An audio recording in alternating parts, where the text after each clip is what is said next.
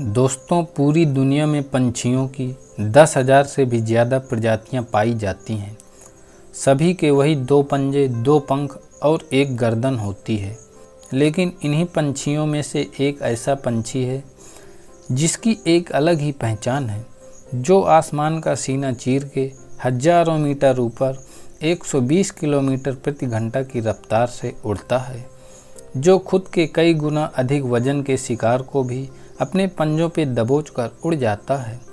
और इसीलिए उसे पंछियों का राजा कहा जाता है, जिसे हम बाज के नाम से जानते हैं। और एक बाज इतना ऊंचा मुकाम हासिल करता है अपनी ट्रेनिंग और अपनी पुनर्जन्म की वजह से। अगर आप भी इस दुनिया में एक मुकाम हासिल करना चाहते हैं तो एक बाज को बाज बनने का पूरा सफ़र आपको जानना बहुत ज़रूरी है, क्योंकि 25 से 30 की उम्र तक आने के बाद भी लोगों को रिस्क लेने से डर लगता है। लेकिन एक बाज की जीवन की शुरुआत ही रिस्क से होती है। जिस उम्र में बाकी पंछियों के बच्चे सिर्फ चीं चीं करना सीखते हैं, उस उम्र में एक मादा बाज अपने बच्चों को पंजों में दबोचकर हजारों मीटर आसमान की ऊंचाइयों में उड़ जाती है, उसे ये बताने के लिए कि तेरा जन्म आसमान का सीना चीर के सबसे ऊपर उड़ने के लिए हुआ है। तेरा जन्म पंछियों का बादशाह बनने के लिए हुआ है। ज़मीन से हजारों मीटर ऊपर ले जाकर मादा बाज अपने पंजों से उसे छोड़ देती है और यहीं से शुरुआत होती है उसकी हाई रिस्क ट्रेनिंग। वो चूजा ज़मीन की तरफ तेज़ी से गिरने लगता है। थोड़ा नीचे आता है तो उसके पंख खुलने लगते हैं। नीचे आते आते वो अपने पंख फड़फड़ाने लगता है, लेकिन वो अभी तक उड़ना नहीं सीखा है। वो ज़मीन से कुछ ही ऊपर होता है। ऐसा लगता है कि कुछ ही सेकंड में उसका जीवन समाप्त हो जाएगा। लेकिन अचानक एक पंजा उसे अपने गिरफ्त में ले लेता है और वापस आसमान में उड़ जाता है। वो पंजा होता है उसकी माँ का, जो उसके पीछे उड़ रही थी। उसकी ये ट्रेनिंग तब तक चलती रहती है जब तक वो उड़ना नहीं सीख जाता है। इतनी हाई रिस्क ट्रेनिंग होने के बाद इस दुनिया को एक बाज मिलता है। बारिश के वक्त जब सारे पक्षी आश्रय की तलाश करते हैं, तब यही बाज उसी बारिश में आसमान को चीरते हुए ऊपर निकल जाता है और बादल से कहता है, तू बरस ले, कितना बरसेगा। और फिर नीचे आकर चैलेंज करता है। एक बाज की उम्र लगभग 70 साल होती है।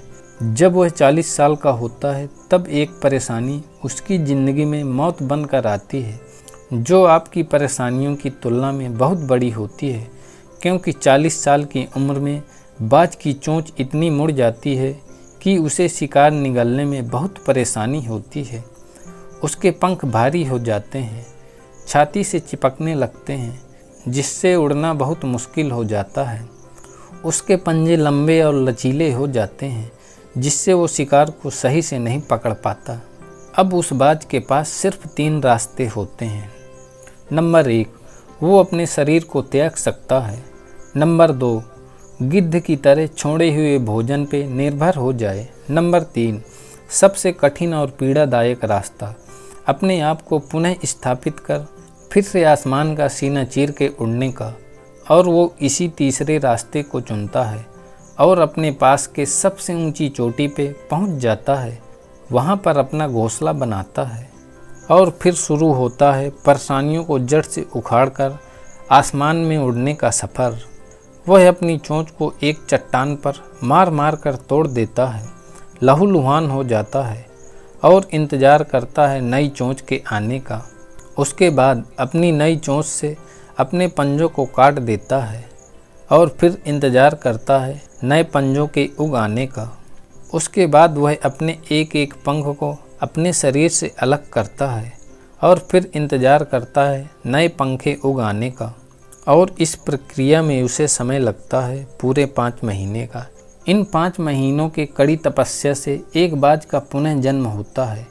वो फिर से तैयार हो जाता है आसमान का सीना चीर के उड़ने के लिए। जो 3 रास्ते बाज के पास थे, वही 3 रास्ते आपके पास होते हैं। लेकिन कुछ लोग पहले रास्ते को चुनते हैं और परेशानियों के तले दबकर सुसाइड कर लेते हैं। ज़्यादातर लोग दूसरे रास्ते को चुनते हैं। वो परेशानियों का बोझ पड़ते ही अपने लक्ष्य को छोड़कर एक नॉर्मल लाइफ जीने लगते हैं। और कुछ वो लोग भी होते हैं जो इस परेशानियों को लात मारकर अपनी मेहनत के दम पर बाज की तरह आसमान की बुलंदियों को छूते हैं। दोस्तों, बाज की यह ट्रेनिंग हमें बहुत बड़ी सीख देती है कि अगर रिस्क लेना पड़े तो लो, अपने फील्ड में अपने आप को इतना ट्रेन कर लो कि उस फील्ड में आपसे ऊपर उड़ने के बारे में सोचकर लोगों के पसीने छूट जाएं। तभी आप अपने फील्ड के बादशाह कहलाओगे। दोस्तों, वीडियो अच्छा लगा हो तो वीडियो को लाइक शेयर कमेंट करें और चैनल को सब्सक्राइब कर नोटिफिकेशन ऑन कर लें।